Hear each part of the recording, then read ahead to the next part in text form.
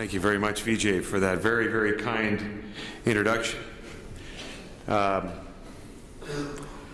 Commissioner Grant, Your Excellencies, Ministers, special guests that are here. It's a great pleasure to be here on behalf of the people of Saskatchewan and of our delegation. It's a real pleasure to be introduced by Vijay. He didn't talk too much about his project.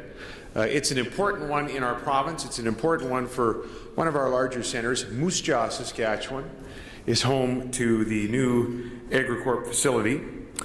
Moose Jaw, Saskatchewan, and Singapore are cities not often grouped together. You won't find them in a lot of travel brochures side by side, but Vijay and his team has brought them together. More than that, ladies and gentlemen, Vijay's corporation, AgriCorp, is responsible for the sourcing of $250 million annually, $250 million annually in agri-products alone from Canada, which should underscore, if there was a need to underscore, the importance of this relationship between Canada and the ASEAN countries. Former economic advisor to President Obama, Larry Summers, called the modernization of Asian economies one of the most important developments in the world's economic history, ranking alongside the Renaissance and the Industrial Revolution. Some might think that to be hyperbole, unless they've been to Jakarta. Some might think that to be a rhetorical flourish, unless they've seen Manila lately, or have read about the kinetic economic energy in Ho Chi Minh City or Kuala Lumpur or Singapore. When you see the growth firsthand, you understand with clarity that it's not hyperbole at all.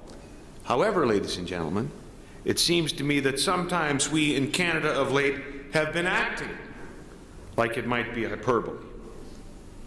The former Secretary General of the ASEAN, who's here, Dr. Pitsuwan, said in September 2012, Canada has goodwill in the region, stemming in part from the aid efforts of the Canada International Development Agency in the 1970s and 80s, but it hasn't had the sustained presence since to really build on it. The quote goes on. He says, the name is there, but you don't see the sustained effort of trying to project it out. Today, there is a dynamic relationship between Canada and ASEAN. The progress, though, from our relationship, I think, right now, comes mostly from momentum and some important developments led by our government. I'll get into those in a moment. But right now, I think most of the progress is the result of momentum. Momentum caused by growing economies. Canada's economy comparatively strong in terms of GDP growth for Western countries. The ASEAN real GDP growth rate was 5.5% in 2012. ASEAN's population growth was roughly 1.4%. In our province, about the same, by the way, for Canada nationally, 0.78%, but growth nonetheless. We have many goods and services that the other side needs. In the last 5 years, ASEAN's annual export growth rate to Canada was 9.5%. That's pretty significant. Canada's to ASEAN nations was 5.4%. That's momentum. But relying on momentum has never been good enough for Canada. I'm pretty sure it's not good enough for Southeast Asia. So I want to perhaps cause a little trouble tonight. I want to offer respectfully some specific encouragement to the Government of Canada, to the provinces, including to our own government, and to our businesses, that we would work a little bit harder on this relationship because of the potential that it represents for our economy and for the relationship as a whole. We would encourage, for example, our federal government to work to appoint a permanent mission to the ASEAN, just like the United States and Japan and China, and just like we have done in Canada with respect to the European Union. Our Prime Minister has made great progress in this regard in 2009 with the appointment of ambassador, but there's some shared duties there with Indonesia. It would also be our encouragement for Canada to prioritize free trade negotiations with ASEAN. ASEAN has shown its leadership and capacity and compromise in order to secure free trade agreements with a very diverse set of nations, including South Korea and Japan and India, China, Australia, and New Zealand. We need to be on that list, ladies and gentlemen, in Canada. Currently, our country has not signed any free trade agreements anywhere in Asia. We've got 2 investment protection agreements in ASEAN countries, in Thailand and the Philippines.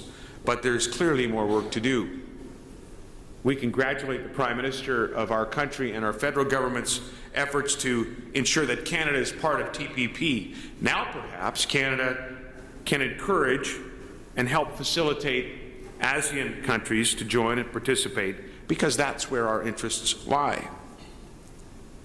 Canada also needs to continue to ensure that our doors are open to ASEAN investment. Some of it's been talked about already this evening. The Petronas investment in our country, in British Columbia, is very important. And look what it led to here just a few days ago, when the Prime Minister of our country met with his counterpart, and now we have a $36 billion investment headed to British Columbia as a result of Petronas's continued investment and interest in LNG. If this is what is possible today in the current situation, what is possible tomorrow if we could develop and sustain a dynamic relationship informed by a formal trade agreement? There are some more things we can do better, including at the provincial level. Both federal and provincial governments can provide leadership for greater focus on equipping young Canadians with the language skills, the cultural awareness required to become more actively engaged in Southeast Asia on the ground. Premiers need to be more engaged. Last year we were in Indonesia as part of a similar fall trip that ended here in Singapore. The year before, of all of his imports from Canada, our province, only 3% of Canada's population, represented 40%, and yet I was the first Premier to visit, to say thank you, and together with our businesses to pursue perhaps further opportunities. We were just in the Philippines. We arrived here today, first visit to the Philippines in 16 years, even though they represent fully a third of all of the newcomers to our province, to help us deal with the labor shortage we have in Saskatchewan. Premiers need to be more engaged in ASEAN. Greater Canadian-ASEAN innovation collaboration is also possible. And International Science and Technology Partnerships Canada program with ASEAN would be a positive step in this regard. ISTPC provides funding for private sector-driven research between Canadian firms and their counterparts in Israel, India, Brazil, and China. And this is important if we are wanting to focus on the long term in terms of this relationship.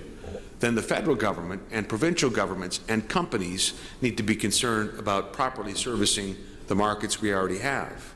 We do need to be concerned about logistics, Vijay. You are right. I'm not sure any representatives of our rail companies were here, but they ought to be, because we will miss out on huge opportunity in this part of the world for our own economy if we don't get the fundamentals right of logistics, for example. Our companies need to be concerned about quality as well, and I think that's an important message that could come from this Council and this forum back to them in Canada. We'll certainly be providing the message.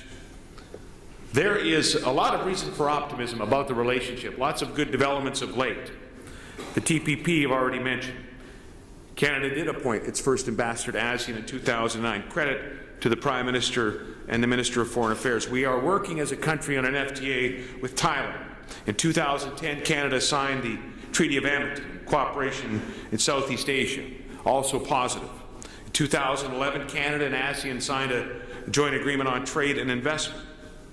Nearby, we're working to close the FTA with Korea, South Korea, and opened up negotiations with Japan in the neighborhood.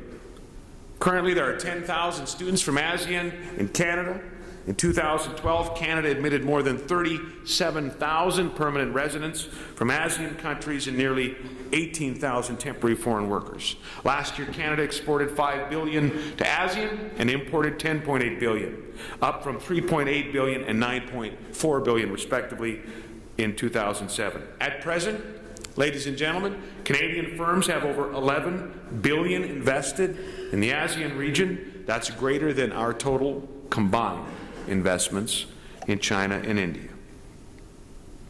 And then there's the establishment of our council.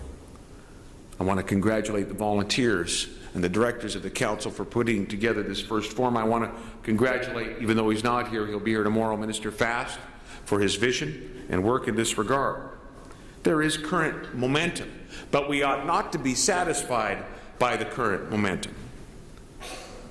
In a paper written not too long ago by Edwards and Duquino and Hampson and Burney, they lauded the Prime Minister and his government's recent efforts that we've just canvassed here.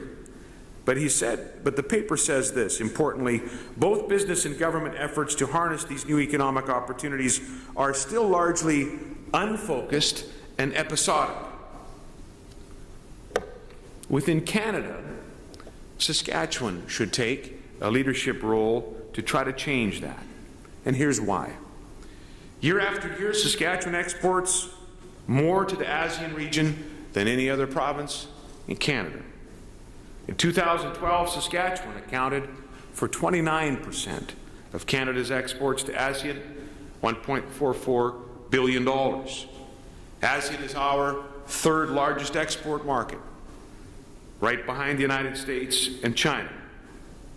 30% of our newcomers, as I've already noted, come from this particular region. So, if Canada's efforts have been unfocused and episodic, Saskatchewan deserves at least 30% of the criticism. We'd like to do something about it. We'd like to focus very much on the long term. Shortly after our government was elected in 2007, we noted publicly that about 60% of our exports were headed to the United States. Most provinces would have numbers that are much bigger than that. In fact, Saskatchewan is the second least dependent on the United States for an export market, and still it's 60%. We said at the time we need to diversify our export markets. We really need to focus on where the growth is, and that's brought us to this part of the world. The United States will always be, I think, Canada's largest trading partner. We'll always want to tend to that relationship. We'll always want to be stewards of that relationship. But we need to also remember what Wayne Gretzky said about his success. He was asked once about why he was so successful, our great hockey player. He said, well, he didn't focus so much about where the puck is. He was worried about where the puck is going to be.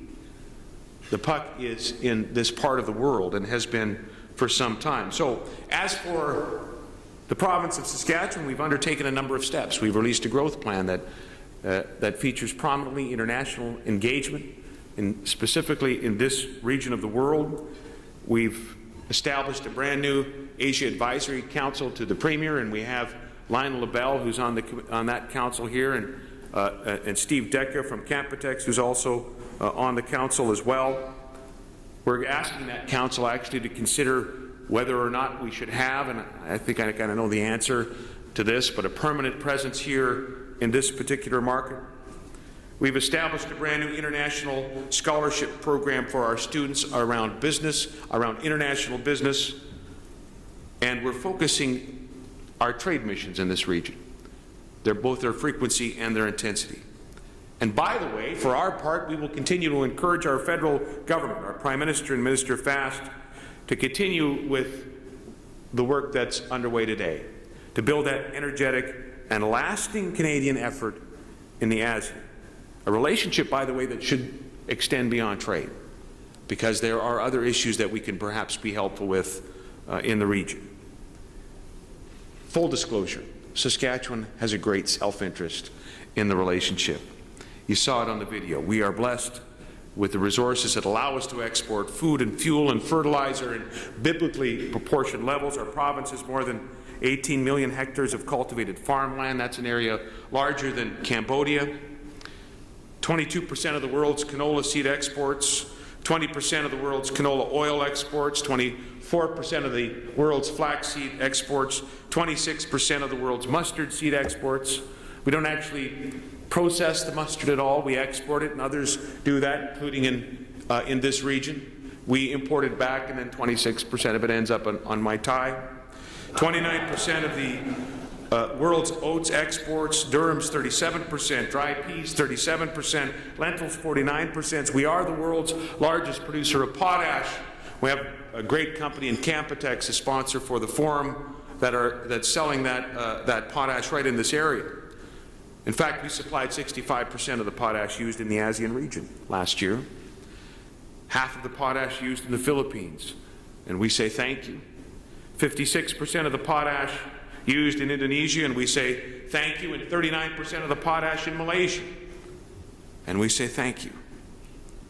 Our energy resources, as was noted, include the richest uranium deposits in the world. We account for 15%. And ladies and gentlemen, our federal government, under the leadership of the Prime Minister, has now concluded 2 nuclear cooperation agreements, one with China, one with India, very robust civilian nuclear markets, and so we expect to see good things in our uranium industry. And to be prepared for that, we're lowering royalties in the uranium sector. We announced that in our last budget. We understand that government has to do its part. We've got to make sure we have competitive tax rates and competitive regulations. It's very much a part of our growth agenda as well. And we do have oil, as the video also noted. We export more oil to the United States than Russia or Kuwait. We hope to potentially have oil sands development, but right now our oil production is exclusively conventional. Natural resources, that's our strength. I think that's why we're 29% of the imports to this region. But we're looking to build the next economy and find partners to do so on the strength of those natural resources, on the strength of our agricultural production. We are currently leaders in enhanced oil recovery. We are leaders in agricultural research, always looking for partners, always looking to learn. In our largest city, Saskatchewan, you'll find more than 700 scientists working in 30 facilities focused on agricultural science, including the Global Institute of Food Security, a brand new institute we are funding together with the Potash Corporation of Saskatchewan and the University of Saskatchewan to develop new solutions to feed a hungry world. Scientists are doing leading-edge nuclear research also at the Nuclear Innovation Center of Excellence at that same university. And south of Regina, and you saw it on the video, you'll find the Boundary Dam 3 project. And folks, we think this is a game changer. This is the world's first large-scale commercial power plant with a functioning, fully integrated carbon capture system. It'll capture 1 million tons of carbon dioxide a year. We'll sell it. We've actually sold all the CO2. About those million tons are all sold to oil companies who will use the CO2 for enhanced oil recovery. Drive down the price of generating that power to be comparable to combined cycle natural gas. It's a $1.24 billion project that's very much a part of our innovation agenda. SaskPower, our electrical utility that's sponsoring the project, has established a consortium, by the way, to share information on the project with interested parties. And there are many interested parties because coal's going to be with us for a while. And we need to ensure that we have cleaned it up. There is technology out there. It's right in southeast Saskatchewan. We invite you to come have a look. So tonight, the province of Saskatchewan has a respectful but urgent message about the ASEAN to our own government, to our country, to the provinces, to the companies. We intend to deliver that message. We have work to do ourselves in Saskatchewan to practice what we preach. We intend to do that. We have a story to tell here. We intend to tell it. We have a relationship here for which we should be grateful. We intend to say thank you and say it often. And we have mutual economic opportunities to explore. We intend to find them. And maybe most importantly of all, there is a growing familiarity and warmth that we have with each other so that we may proceed with trust and respect, something that's very powerful, something that doesn't necessarily flow from GDP or pie charts or stats. It flows from something much stronger, much more enduring. It flows from the goodwill and friendship of our peoples that's developing, that has developed. When they get a chance to meet, would they only get a chance to meet? At the outset, I talked about Moose Jaw, Singapore. In conclusion, let me say a word about Maple Creek and Manila. Close to 10,000 Filipinos have moved to Saskatchewan during the last 3 years.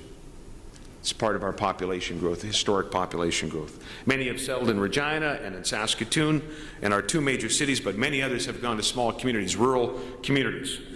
Like Maple Creek, a town of about 2,200 people near Swift Current. That's my hometown in the southwest portion of the province, and it's not heaven, but you can see it from there.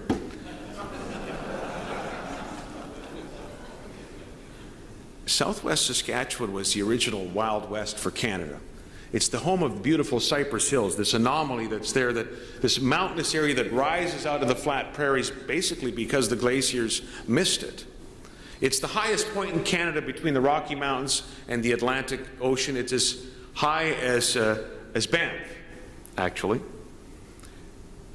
It's home to the very first fort that was ever built by the Northwest Mounted Police, now the Royal Canadian Mounted Police. It's called Fort Walsh. It's still there today, and they built it so that they could protect our Aboriginal people, our First Nations, from American whiskey traders. It was home to Sitting Bull, the great Sioux chief, and about 4,000 of the Sioux Nation who had obviously defeated Custer in the 7th Cavalry at Little Bighorn and were seeking refuge in Canada. It was our Wild West. And in Maple Creek, the community near those Cypress Hills, you'll find the Commercial Hotel. It was built 129 years ago, before we became a province, just a few years after Canada became a country, actually. The Commercial was where the cowboys working the range on the Wild West of our country would congregate after a hard day in the saddle. In front of the hotel actually remains today a hitching post where they tie up their horses and head in for a water or probably something a little stronger. The hotel was damaged, ladies and gentlemen, in a flood about 3 years ago, inundated really with water. And there wasn't anybody in the province, including me, frankly, that thought that it would ever open again.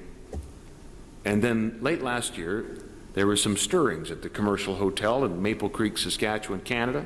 A company with 7 partners bought the property and started to restore it to its former glory. They actually did a lot of the work with their own hands. They'll be completed with the work by next month. The 7 partners, not long-standing Saskatchewan families, not long-standing Saskatchewan companies, all Filipinos. Every single one, all basically brand new to the province of Saskatchewan and Maple Creek, led by a fellow named Noy Lim from Manila. Noy said this, by the way, about the business venture in the local newspaper. He said, quote, "When we first arrived here in Maple Creek, the town really welcomed us with huge smiles. It embraced us. It's not always that you're on the receiving end," he said. "You have to give something." Ladies and gentlemen, we want to do business together. We want to ensure that it's sustained for the long term. And I think our best hope to achieve that success are found in what Noy Lim had to say, are found in the work that the 6 other partners have done. Something even a little bit deeper than GDP and trade and commerce. It's that relationship that's developing, relationship that's going to need a sustained focus by businesses and by governments. Reason enough for Canada's ASEAN focus for today, reason enough that we should be optimistic that that focus is going to continue for a very, very long time. I commend you to your deliberations in the conference, and I thank you very much for the opportunity to address you tonight.